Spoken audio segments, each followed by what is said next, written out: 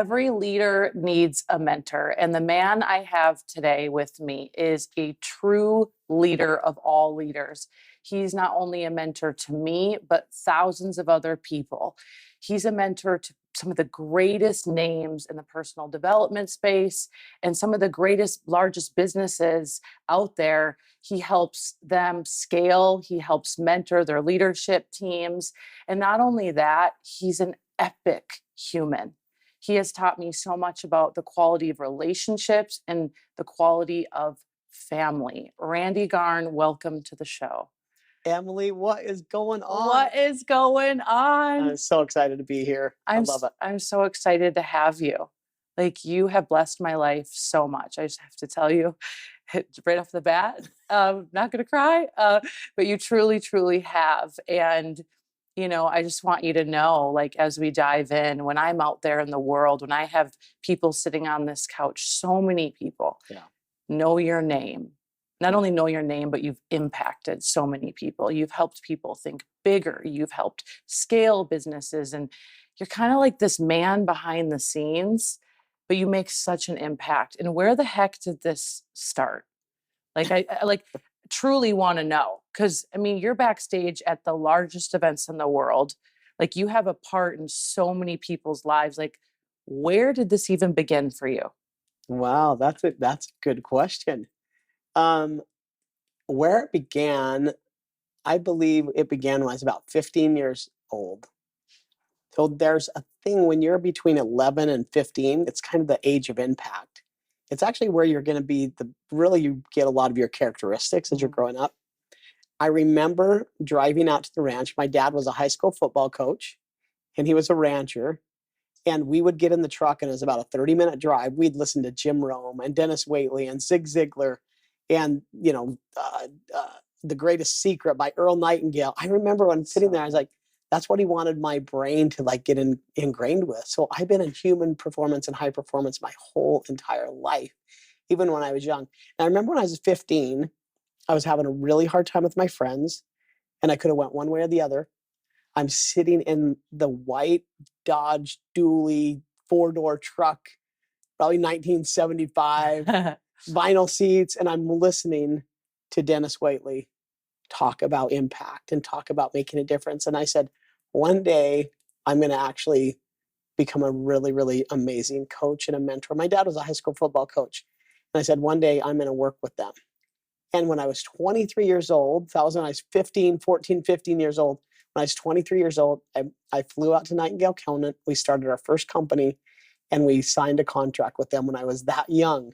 And honestly, from that decision when I was 15 to doing that and then doing the coaching and mentoring and training for all of these amazing leaders over the years with our company, that really impacted me and the way I think and everything I do, Emily, the way I treat people, the way I wake up in the morning, the way I show up for meetings, the way I show up for my family has all been through this human performance and personal development space. And so we grew an amazing company, but it started when I was 15 years old. Wow, that's incredible. Yeah. So how many years has this been in this space? Only like 5 or 6. Only 5. Yeah. It's just honestly, well over 25 years doing this. Like 27 years doing this now. And I can't believe how just amazing and how blessed my career has been to work with so many amazing leaders. And my favorite thing, I've really learned my secret, my core competency and what I love to do, what drives the most energy for me is when I see somebody that I'm working with on stage or on TV or just crushing it with their book or hitting the New York Times. That's what gets me excited when I see my friends and those that I love just crushing it in life. It drives the most satisfaction for me. Is that what gives you energy ultimately? Yeah. Because I feel like you're the Energizer bunny. Like you constantly have energy and you have 5 children, 6 children, 6 children, 4 girls, 2 boys. That's right. Yes. 2 sets of twins. Okay. So every time I go on Instagram, let's just call it like it is. Okay. It's like, he's at this event, you're working with these people, you're always somewhere, but you're most of the time with those kids and your beautiful wife. And and you're outdoors in nature and like you're connecting with our creator. And you know, my partner Jake and I were just talking about you, and we're like, this is like the ultimate, like truly, you're the ultimate example of like a rich life to me. Because you're making a difference, you're making a movement, you're a business man, and I love it. But you're also a man of God, and it shines through. But you put your family first. And I wonder, has it always been that way? Yeah.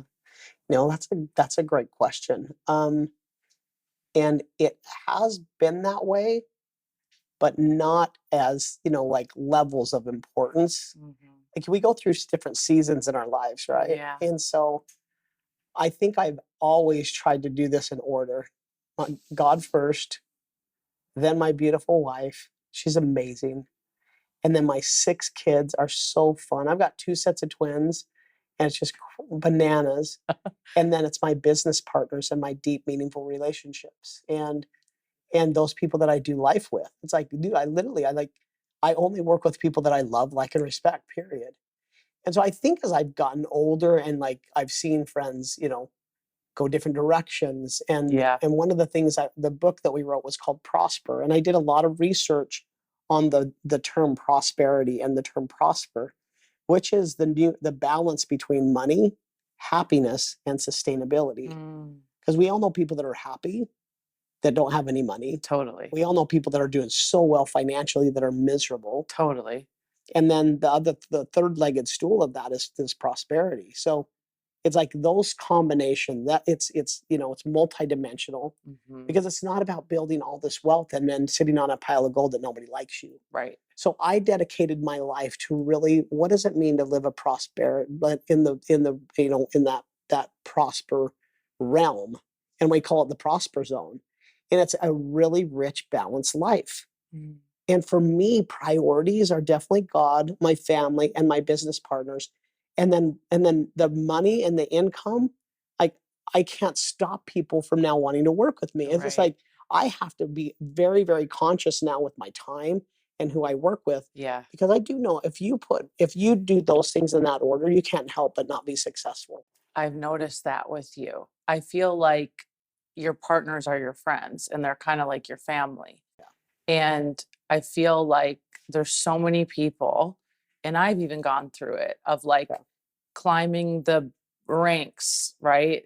Building the businesses where it's like, let's go, let's go, let's go, let's go, rinse and repeat. I feel like you have really mastered the art of relationships. Like, what advice can you give to people on that? Because again, so many people watching this right now, like they want to write a book, they want to make a podcast, they want to build a sales team, and it's like everything is so transactional. You know? Well, you have to learn, and this is where I'm starting to master the art of abundance and reciprocity. And I've studied it my whole life, but there's a difference between study and action and actually habit. Oh, yeah. So it now, and me and Jake were talking about this earlier, it's like relationships have now become a habit to me. It's like you have to think about intentionally living that. But now it's just like become a habit that I'm really, really, really focused on deep, deep relationships where I'm not just snorkeling with people. I'm like totally scuba diving with them. So good. And like saying like, dude, how can I help you? Right. What can I do to serve you? And one of the things that my dad taught me when I first went to college, he shared 2 things with me. He said, when I literally remember, I was going to college, I was my freshman year. I just got back from living in the Philippine jungle for 2 years.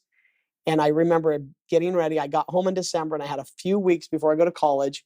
And I remember walking down the shag stairs in my house to my dad. And he's literally kind of got tears in his eyes. My dad's my hero. He's so amazing. And he's still alive and still just an amazing, amazing human. I remember he grabbed my face and he said, Randy, I want you to remember 3 things.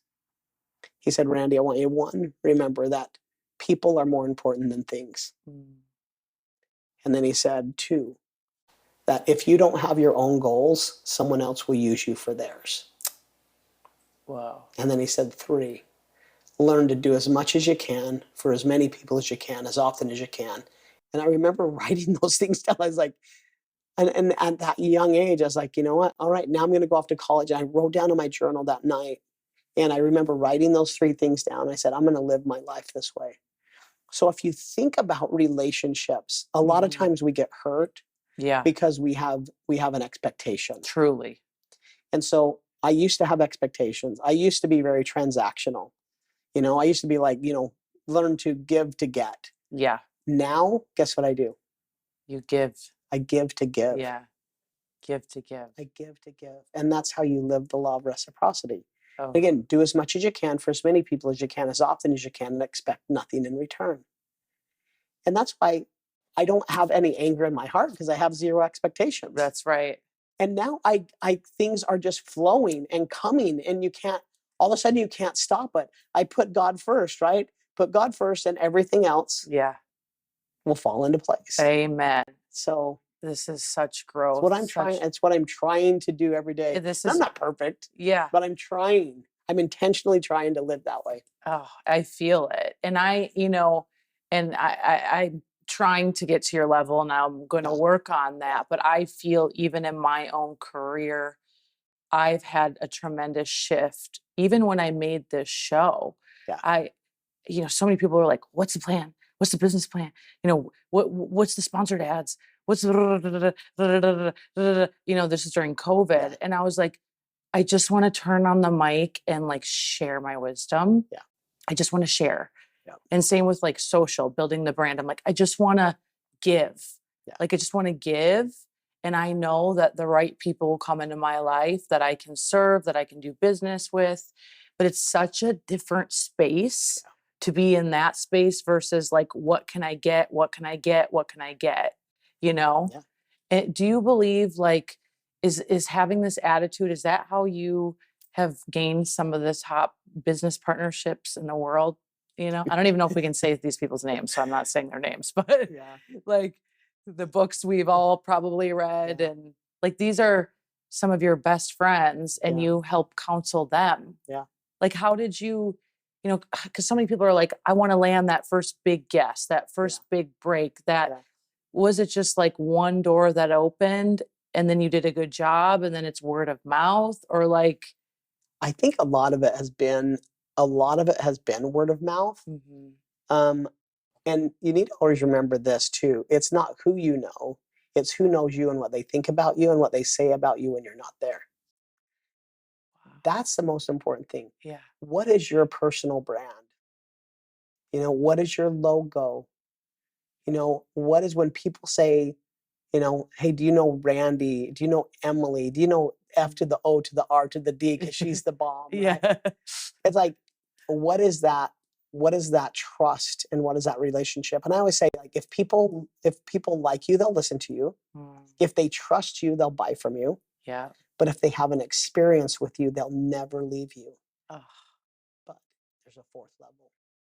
If you transform and change their life, then they will become a massive disciple of yours and shout your name from the rooftops. So that's the 4 levels that you need to get to. And so I work on transforming people's lives for the better and expect nothing in return. The other thing is, like, everybody needs something. So one of the things that I love to do, I love to serve intentionally. Yeah, you do. And I'll be thinking about, I'll see something online or whatever it is, I'll see something, or I'll know somebody's going through stuff. I figure out a way to help them, and again, expect nothing in return. Right. And I think I've built up that reciprocity bucket in such a way. But now I'm super intentional with who I work with, right? I only work with people that I love, like, and respect. And 2, I have a group of 5 people in my phone that are like my superstars. And then I have 25 people. So I have 30 people in my favorites in my phone. And that is who I'm doing life with the most. Right? Okay, this is major. So it's intentional. This is a major teaching point right here. I mean, it's all this is. But if we got super intentional, all of us, again, like the people you're working with, the people I know in my heart, like my longing is to help leaders become better leaders. Like I want to mentor the leaders, right? Yeah. And create that ripple effect. Yeah. And so if you're wildly intentional about like, who is the top 5? Like, who are you pouring into? Who are you mentoring? That's massive. Just having that, even just top of the mind awareness. Who you work with, you're with them all day long. So I always say, people say, dude, I'd never work with my family or my friends. I was like, you know who I work with, and you know, like, we're super close. Like, we do life together. Why would your business partners, why would you not want your business partners to be your best friends? Yeah. So, and they have to be. Like, so for me, I'm like, I'm going to design my life. You know, I believe that I'm created by a divine design. And if there is a divine design, then there is a designer.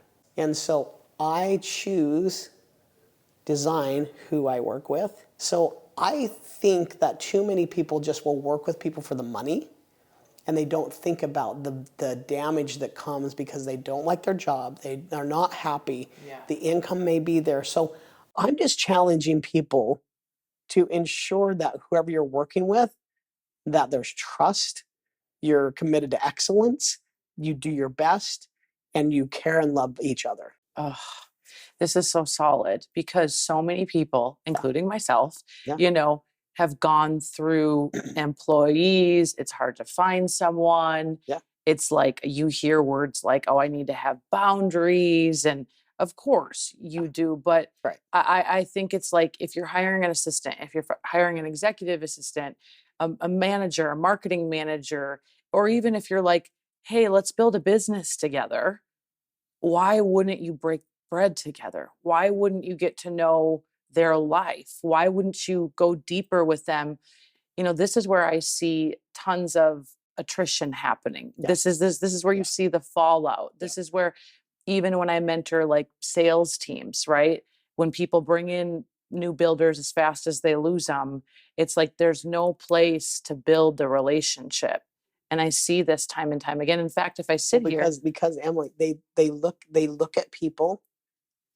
I'm just telling you, and I haven't always been perfect at this, but I'm doing so well now, is that a lot of people look at individuals and people as transactional. Oh, they'll be here for a little while, then they'll leave. What if they don't? What if you do such a great job that you build an amazing legacy and a kingdom with those that want to be there and want to be with you, and you transform each other's lives, and you have a company that becomes transformational. Oh, what a mission.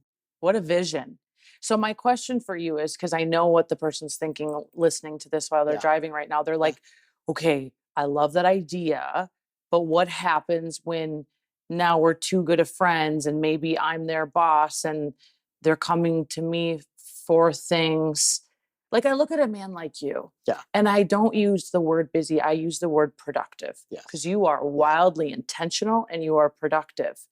But I wonder at times, like, if you're too nice, does people like kind of use you a little bit? Do they suck you dry? Like, what would your advice be on that? So don't mistake kindness for weakness. There's a humongous thing that I teach called accountability. Okay. You do need to have boundaries, even with close friends, but you do it in love. And I always teach this, that I learned from a really close business partner of mine, UAC, which is understand, agree, and commit. Too many times in business relationships, we'll commit to stuff we don't fully understand, we don't fully agree to. So my business partners know that Saturdays are 100% sacred for my family, and Sundays.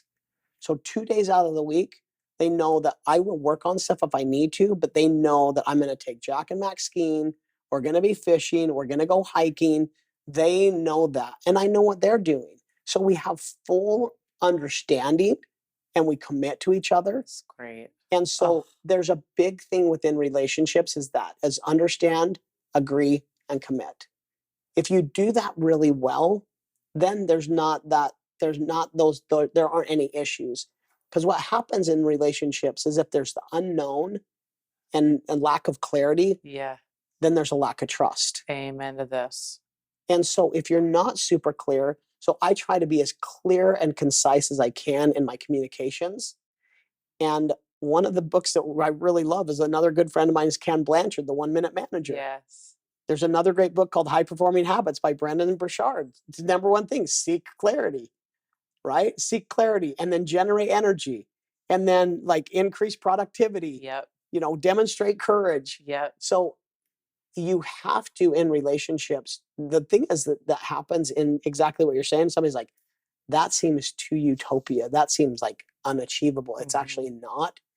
The reason why it's not is because you may have a lack of trust in them or there's a lack of clarity in the relationship. So just be clear about it. Yeah. Like, here's what I expect. Here's what I expect you to do. Here's what I'd like to do. I love you and I respect you. But I actually, when you do that, let's work this through. And there's an appropriate way to have those really direct conversations. Yeah. And you can keep deep, meaningful relationships that way. Relationships of respect. It's way more important to be respected than be liked. Mm-hmm. Yeah, absolutely. So good. So amazing. Wow. What have you seen, working with all these entrepreneurs? Have you seen like an it factor with the ones that create the change, go somewhere with it, scale, if you will? Have you seen any common denominators with people? Yes. Okay. Like with you. You are amazing. Thank you. Like you really are. Like I'm so excited to see where you're going to go with your career. And one of the things that I love to do is I love to work with leaders, because if I can impact 20 leaders that are impacting millions, then I've impacted 20 plus million people, right? I love to see you win and those that I work with win so big. What I've seen in really amazing like leaders is one, massive intentional work ethic. They know how to work. They are fearless about work and they absolutely love what they do. Yeah. They're on a mission. Everything is figure outable. Marie Forleo says that all the time, but it couldn't be more true. And I just think if you are so dead set focused, like our friend Rob Riggle that you introduced me to, for 10 years, he was doing stand-up comedy, 1 a.m. Who's watching? No one, right? Like, but that relentless pursuit of I'm going to get better. I'm going to do the right things. I'm going to pray. I'm going to work on myself. And it's like, boom, suddenly you appear in my life. It's not by accident. You know what I'm saying? It's by design. But I just feel like so many people stop before it could get really good. You know what I mean? Like, it's just like 10 years later, here we are. I've never, ever met a strong person with an easy past. Yeah. Either. Yeah, it's so true. It shapes you, refines you. What has been your biggest life lesson? Man, my biggest life lesson came about 3 years ago, where I was actually preparing for the Kona half Ironman, and I was riding my road bike, and I got completely ran over by a car, ran right over my bike. Like I was like, it just hit me head on under both tires. My bike was crushed. I remember thinking to myself, if I don't die, my wife's going to kill me when I get home. I'm thinking, am I going to be paralyzed? Like, as I was getting sucked under the tires and everything, it was like slow motion, Emily. And I remember thinking to myself that I have so much more to do on this earth, and this can't be it. And I was completely protected. Like my friends were there. They rushed me into the hospital. I went and got a CAT scan. I went and got an MRI. Like the doctor checked me all out. And guess what? I had nothing wrong with me. No broken bones. Not even. I did have some road rash. Yeah. But I had nothing was wrong with me. My bike was completely crushed and demolished. So you could have been, I'm sure the doctor was like, how are you even Oh yeah, he's like, walking? I can't believe that anything's wrong with you. So I can only think this. One of my greatest lessons in life is that miracles are so real. And angels are so real. Amen. Yeah. And I write in my journal every night, and I actually write down, how did I see the hand of God in my life today? And one of the things that I've seen that's the greatest joy in my life, again, is that I feel like every person that I meet in this life, I try to treat everyone if they are like a son or daughter of God, right? Yeah. And there are some amazing, amazing people. And so while that was happening to me, I was like, if this is it, I was like, you know what? Don't take me now, because I need to actually do more work. And so I see my kids, they're so precious. Every day is a complete gift. But now I look at every single person that I meet is an amazing human. Yeah. Wherever they stand, Right. I lived in the Philippines for 2 years, and some of the greatest people and greatest examples were living in bamboo huts. Like, Totally. such examples. So I think one of the huge blessings in my life is that to treat the CEO and the taxi cab driver or the Uber driver the exact same. Yeah, amen. I agree. And you never know who Yeah. the treasure map to the treasure is. You never know. You're such a beautiful human. I'm so grateful for you, truly. And this is just the beginning. Yeah. And thank you for everything you've taught me so far and for your example. I just really look up to you and admire you and respect you so much. Randy, Garn, everybody, thank you for being here and thank you for being in my life. You're amazing.